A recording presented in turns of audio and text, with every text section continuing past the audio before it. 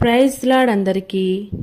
ఈరోజు అపోస్తలుడైన పౌలు కొరింథీయులకు వ్రాసిన మొదటి పత్రిక 5వ అధ్యాయం చదువుకుందాము. ప్రారంభిస్తున్నాను. మీలో జారత్వం ఉన్నదని వదంతి కలదు. మీలో ఒకడు తన తండ్రి భార్యను ఉంచుకొన్నాడట.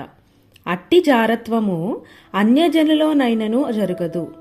ఇట్లుండియు మీరొప్పొంగుచున్నారే గాని మీరెంత మాత్రమును దుఃఖపడి ఈలాటి కార్యము చేసిన వానిని మీలో నుండి వెలివేసిన వారు కారు.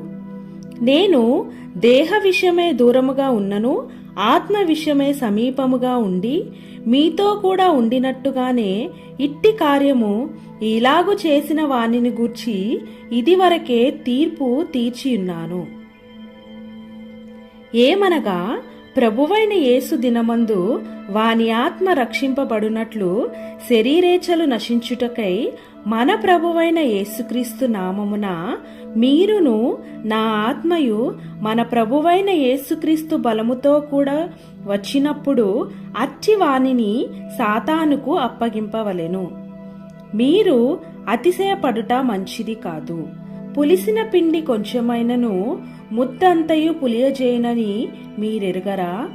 మీరు పులిపిండి లేనివారు గనుక క్రొత్త ముద్ద అవుటకై ఆ పాతదైన పులిపిండిని తీసి పారవేయుడి.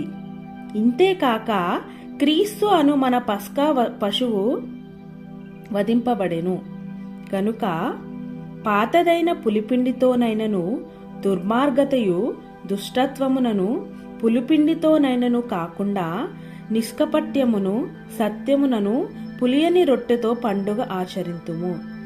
జారులతో సాంగత్యము చేయవద్దని నా పత్రికలో మీకు వ్రాసియుంటిని. అయితే ఈ లోకపు జారులతోనైనను లోభులతోనైనను దోచుకొను వారితోనైనను విగ్రహారాధకులతోనైనను ఏమాత్రమును సాంగత్యము చేయవద్దని కాదు. అలాగైతే మీరు లోకములో నుండి వెళ్ళిపోవలసి వచ్చును గదా. ఇప్పుడైతే సహోదరుడు అనబడిన వాడెవడైనను జారుడు గాని, లోబి గాని, విగ్రహారాధకుడు గాని, తిట్టుపోతు గాని, త్రాగుబోతు గాని, దోచుకొనువాడు గాని అయ్యున్న ఎడల అట్టి వానితో సాంగత్యము చేయకూడదు, భుజింపను కూడదని మీకు వ్రాయుచున్నాను. వెలుపలి వారికి తీర్పు తీర్చుట నాకేలా? వెలుపలి వారికి దేవుడే తీర్పు తీర్చును గాని మీరు లోపటి వారికి తీర్పు తీర్చువారు గనుక ఆ దుర్మార్గుని మీలో నుండి వెలివేయుడి. ఆమేన్. ప్రభువైన యేసుక్రీస్తు వారు ఈ వాక్యమును దీవించి మన జీవితాలలో నెరవేర్చునుగాక. ఆమేన్. Praise the lord.